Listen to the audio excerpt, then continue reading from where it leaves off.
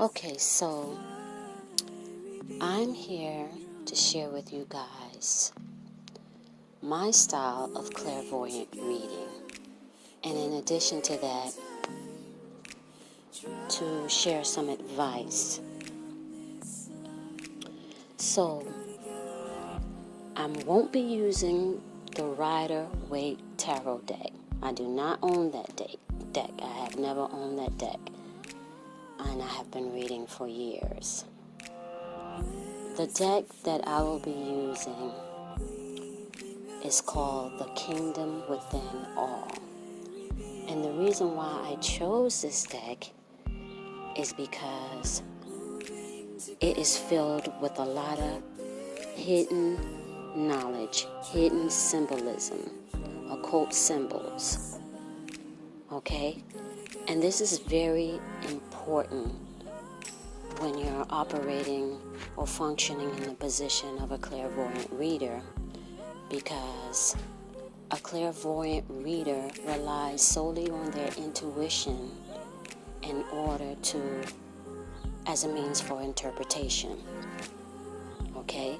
So when you have cards that are filled with a lot of symbols, then you're also receiving a lot of information, or you're receiving a lot of knowledge that must be transformed into information, a source that whomever it is that you're speaking to can understand. Okay? So, the reason why I like to use these cards is because of the Tree of Life associations that they have on each card. And if you are familiar with the Tree of Life, then when you look at the associations that are in the card, it helps you to expand your awareness on the subject matter. So you're able to give your client more information, okay? And it also helps you to see what's really going on. What is the core issue of this energy or that the client is dealing with. Also with these cards, you have your planetary associations as well as your astrological.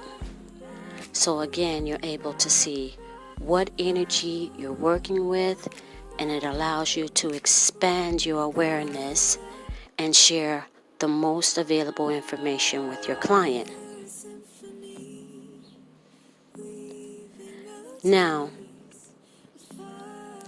in addition to all of this, all right, once you have all of these core facts together, you're able to actually look at the card and be able to tell a story, a complete story from the first card to the last card. A complete story that will give the client a bigger awareness in regards to their situation and help them bring a resolve to the issue at hand. Okay, now it's okay, like when you get cards, like when you first buy cards, and you're the first thing you do is you take them out of the box and you start to look at all the cards, and then you'll get the book and you'll go through the book and you start to read the definitions of the card, and things of that nature.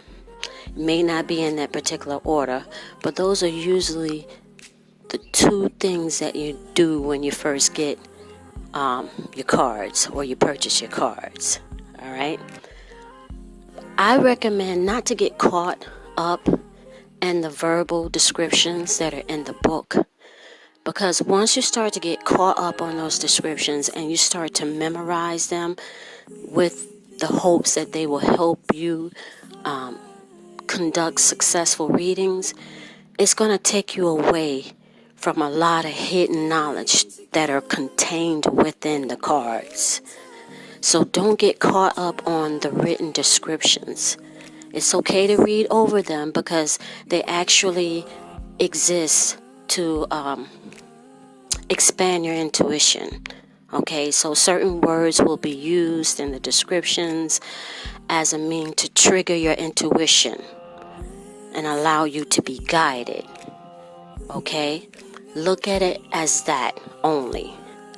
But it is not, those words are not, they do not form a destination, a point where, okay, this is it. Because there are so many different sides to these energies, which is the reason why so many different decks can be created. And the energy will manifest in your life different from someone else's. And that's the reason why we're able to give so many different perspectives to one energy. I'll have a perspective, but then you'll have another tarot reader who has another perspective, because that's how the energy manifests in their life. Okay? So it's really good to just, after you've read the book, to take the book and put it away. Okay? And start looking at the pictures. Start focusing on the pictures. There are little exercises that you can do, and I will incorporate that in my channel, at a later date. But there are a lot of exercises that you can do that can help increase or strengthen your intuition. Okay? But once you sit there and you're looking at the card, the next thing you want to do is you want to focus on the element, the main element you're working with, whether it's water, air, earth, or fire. Okay? If you're working with water, what is it that you know about water? If you don't know enough about water, then you want to go study water. And I don't mean by just looking it up on the internet or reading about it. You want to actually tune into the element yourself. You want to get a cup of water or a bowl of water, all right, and study it. You know, one thing that we know about water is that it conforms. You understand? It conforms. It blends in. So if you were to take water from a pot and you pour it into a cup shaped like an apple, the water is going to take the form of an apple. It's going to blend in. It's going to blend in, okay? Water also moves, you know, and then you think about things that are associated with water. Things that move like water. Women move like water. When they walk, when they dance, snakes move like water. You understand? Things that move like water. All right, all those things are associated with the element of water. The moon is associated with water, and all things associated with the moon or that particular side of the water is also associated with any cards that are governed by the water element. You understand? The dark side of the moon deals with the unknown. Okay, so any of the water cards, you know that they deal with the unknown, hidden things. Okay, things that cannot be seen, things that blend in around you, you know, and you can't even tell that it's there, but it's there and it's listening and it's paying attention. Okay, it's learning, it's gaining information. So everything that I've said is associated with any cards that are governed by the water element. Okay, so this is information that you can give your client. And if you have a court card, let's say the King of Cups, then you know we are talking about not necessarily a man, but a masculine energy. You see? Because women also have the power and the ability to express this energy. Okay? The King of Cups is associated with the astrological sign of Cancer. This lets you know that this is a feminine energy. It is also very nurturing and caring. Okay? And caring in a different way than the earth element would be. This is more of an emotional care, someone who is very careful. Okay, someone who deals with emotions such as fear, anxiety, you know. This is what water governs. This is what the element of water governs. And when we're using the word govern, we're also talking about management. So this card is also communicating to me that I should manage and govern my emotions, how I feel. Okay? How I'm nurturing. Make sure I'm not giving too much. Make sure I'm not giving too little. You understand? Because like I said, when you understand the tree of life, the spears from the tree of life, then you can bring everything together and you understand the message that is being disseminated to you. Okay? So the first card here, it is obviously talking about my emotions.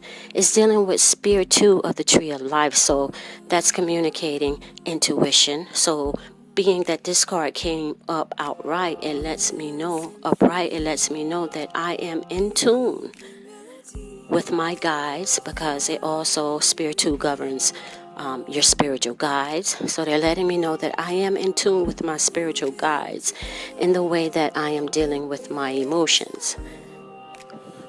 Okay? And in this picture, the King of Cups is depicted with something that looks like a person or a human form, but this human form has horns. So it lets me know that the person who is underneath these things is potentially dangerous. Okay, so I should be very careful in dealing with them. And how I make sure that I am in control of the situation is by managing my emotions, governing my emotions, being still, because water and the moon, they are associated with stillness and meditation. Okay, and when you're meditating, you're being still. So it's telling me to think of meditation. I should be still in this time. And also when we're dealing with cancer, we're also dealing with pregnancy. So this is also letting me know that I'm about to give birth to something, or something is about to manifest. And there's just so much information in this one little card. You know, if you just focus on it, or any card that you have, is so much information that you can actually gain from the understanding and share with your client that will help them in whatever situation it is that they're dealing with. But there's so much more, like I said, I can share on this card, but I don't want this video to be this long. But I just want to let you know how I read as a clairvoyant. And I'm hoping that with this information that I've shared with you, that you can also use it to enhance your consultations as well. Thank you for tuning in. Peace.